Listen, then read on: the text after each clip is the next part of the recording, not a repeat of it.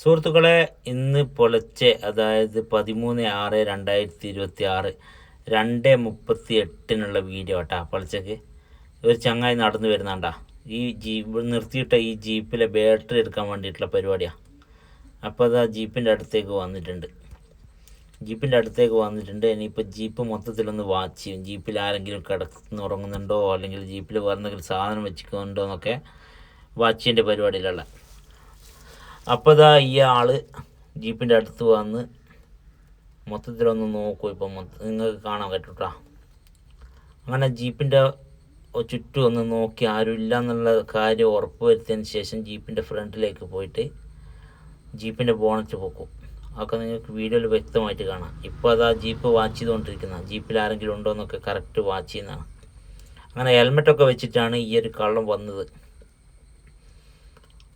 ഇനിയിപ്പോൾ ജീപ്പിൻ്റെ ഫ്രണ്ടിലേക്ക് പോയിട്ട് ജീപ്പിൻ്റെ ബോണറ്റ് പൊക്കും. ജീപ്പിൻ്റെ ബോണറ്റ് പൊക്കിയിട്ട് അതിൽ നിന്ന് ബാറ്ററി അടിച്ചു മാറ്റി പോകാനുള്ള ശ്രമത്തിലാണ് ഇപ്പോൾ നടന്നുകൊണ്ടിരിക്കുന്നത്.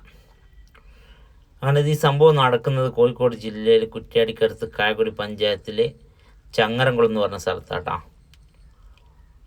അങ്ങനെ ജീപ്പിൻ്റെ ഫ്രണ്ടിലേക്ക് പോയിട്ടുണ്ട്. ഇനിയിപ്പം ബോണറ്റ് പൊക്കുന്നത് നിങ്ങൾക്ക് കാണാം. ബോണറ്റ് പൊക്കിയിട്ട് മുകളിലത്തെ ചെറിയൊരു ഭാഗം മാത്രമേ കാണുള്ളൂ. ജീപ്പ് കറക്റ്റ് നമുക്ക് വീഡിയോയിൽ കിട്ടിയിട്ടില്ല. അപ്പോൾ ഇതുപോലെ പല സ്ഥലങ്ങളിലും പല ആൾക്കാരെ ബാറ്ററിയും വണ്ടിയിൽ നിന്ന് അടിച്ചു മാറ്റി പോകുന്ന ഒരു സമയമാണ്. ഒന്നാമത് മഴക്കാലമായാലാണ് ഈ ഒരു പരിപാടി കറക്റ്റ് തുടങ്ങുക. കാരണം എല്ലാവരും പെട്ടെന്ന് വീട്ടിൽ കയറും, ഉറങ്ങും എന്നൊക്കെ കള്ളന്മാർക്ക് കറക്റ്റ് അറിയാം. അപ്പോൾ നമ്മൾ ചെയ്യേണ്ടതെന്ന് വെച്ച് കഴിഞ്ഞാൽ ഏതെങ്കിലും വെളിച്ചമുള്ള ഭാഗത്ത്, വീട്ടിൽ വണ്ടി കയറാത്ത ആൾക്കാർ വെളിച്ചമുള്ള ഭാഗത്ത് വണ്ടി വെക്കുക. അതുപോലെ തന്നെ എന്തെങ്കിലും ക്യാമറയോ കാര്യങ്ങളോ ഉണ്ടെങ്കിൽ അതിന് കറക്റ്റ് ഫോക്കസ് ചെയ്യുന്ന രീതിയിൽ വണ്ടി വെക്കുക കേട്ടോ.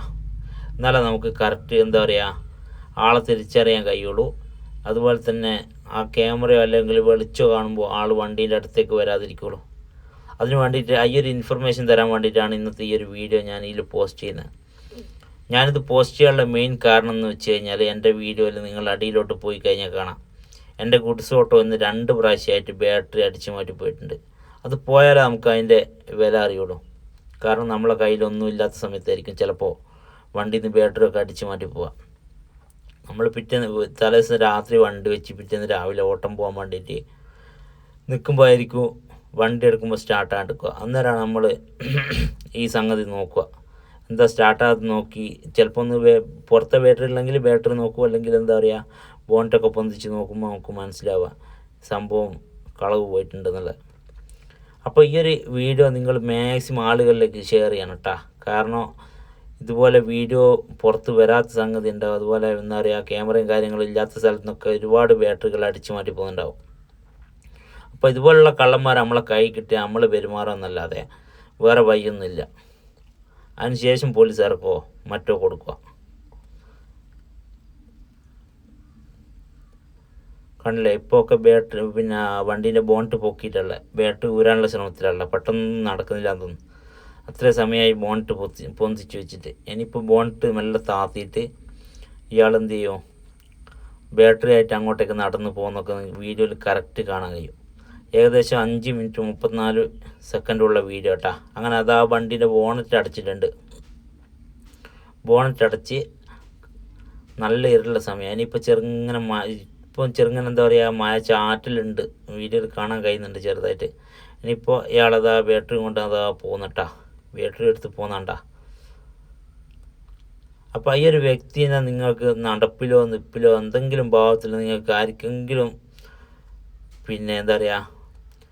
അറിയാൻ കഴിയുന്നുണ്ടെങ്കിൽ നമ്മളായിട്ടൊന്ന് കോണ്ടാക്ട് നമുക്ക് കമൻറ്റിൽ അയക്കണം കേട്ടോ. ആരെങ്കിലും ഈ ഒരു വ്യക്തിനെ തിരിച്ചറിയാൻ കഴിയുന്നുണ്ടെങ്കിൽ എന്ത് ചെയ്യണോ, നമുക്ക് കമൻറ്റിലേക്ക് അയക്കണം കേട്ടോ. അതുപോലെ തന്നെ ഈ ഒരു വീഡിയോ മാക്സിമം ആളുകളിലേക്ക് ഷെയർ ചെയ്യാൻ വേണ്ടി ശ്രമിക്കണം. വീഡിയോ ആദ്യമായിട്ട് കാണുന്നവരാണെങ്കിൽ